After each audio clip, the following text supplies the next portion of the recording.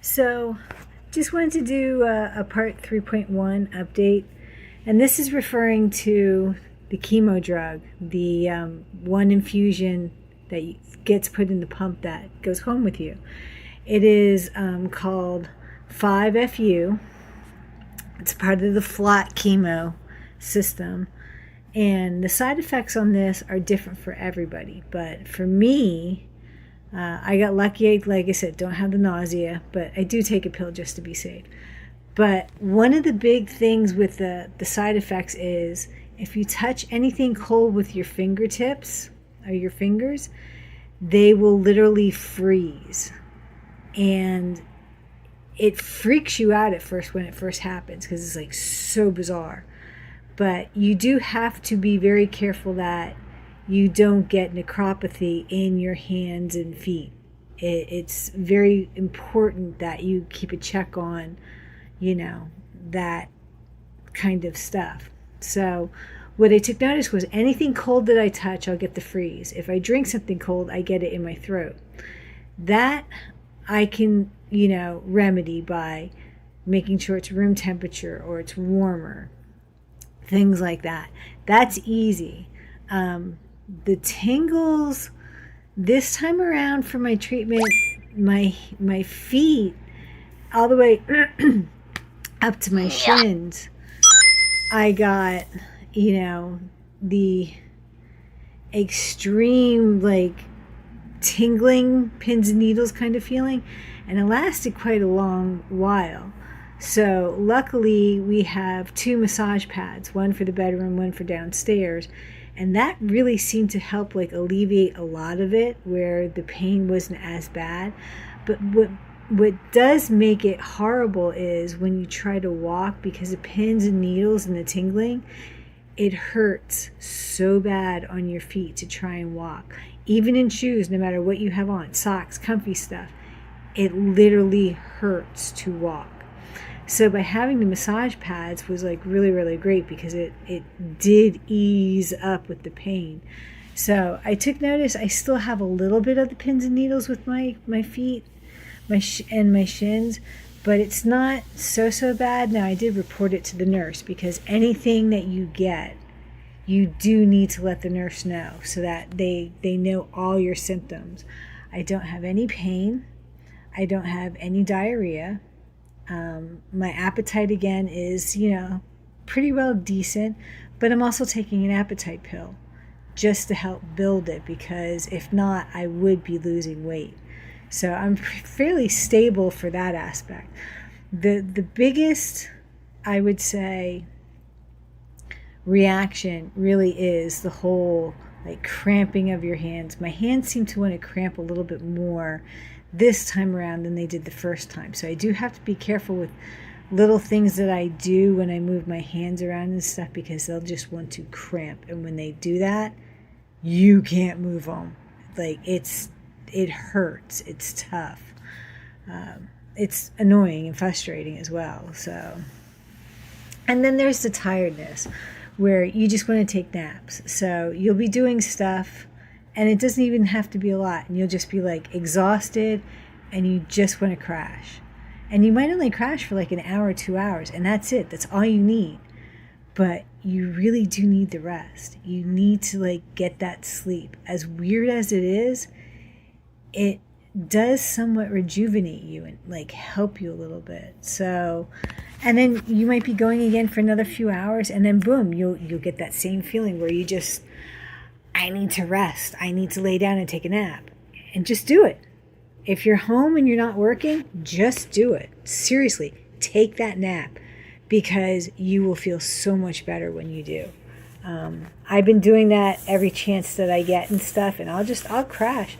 I'll put my massage pad on, soothe me, and then out like a baby I am. And then I'll wake back up again, and then I'm fine. I'm fine for a couple hours and I'm wide awake and I want to do stuff. And that's another thing, your head's always going. Your mind is constantly running through 20 million scenarios and none of them ever make sense because you can't even repeat half of them. But you want to do things. You want to do all those daily things that you did before that you were so used to doing. and you can no longer do anymore. And it like drives you nuts. And some of those things you can't just up and do. If things are too heavy, because I have a port here, I have to be careful. I can't strain and stress this. Right now it's pretty well healed. It's doing really well. But I forget, and I'll take a heavy wash basket downstairs, and I can feel that. I can feel that weight, and I'm like, ah, and then I drop it. And he's like, why did you do that? I could have grabbed that.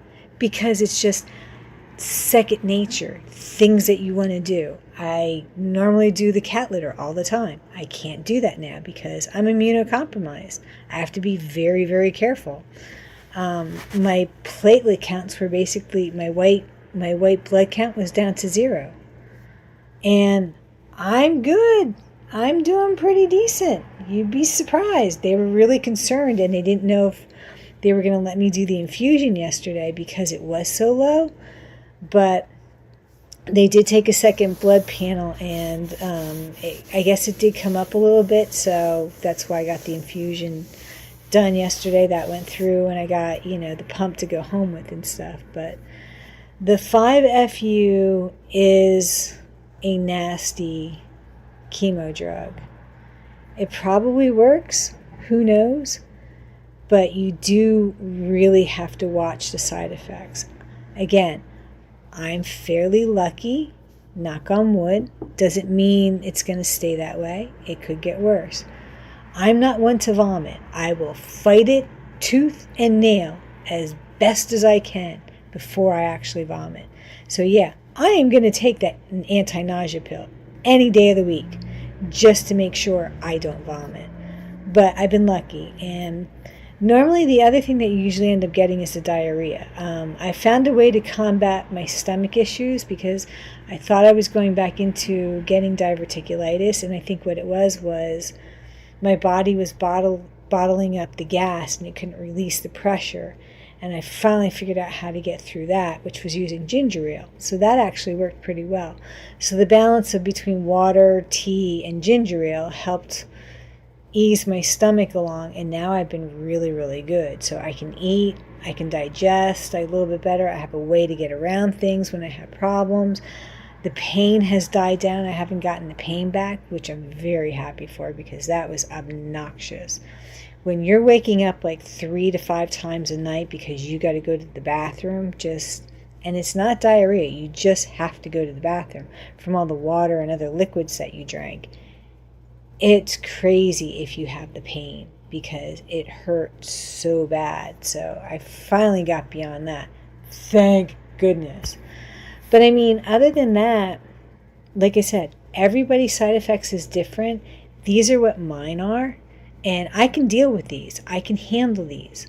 The cramping, it's annoying. It's frustrating. It makes me want to scream at times because it's like, stop, just leave me alone. Let me walk. But I'll deal with it. It's just so much, better than I think what some people end up going through. So I guess maybe I'm lucky because I do. Originally, I had a stronger immune system, and I still actually take elderberry to help keep building my immune system. So, it is what it is, but I'm working through it. It's a step-by-step, day-by-day process. And I look at, each side effect as, what's this challenge for the day or whatever.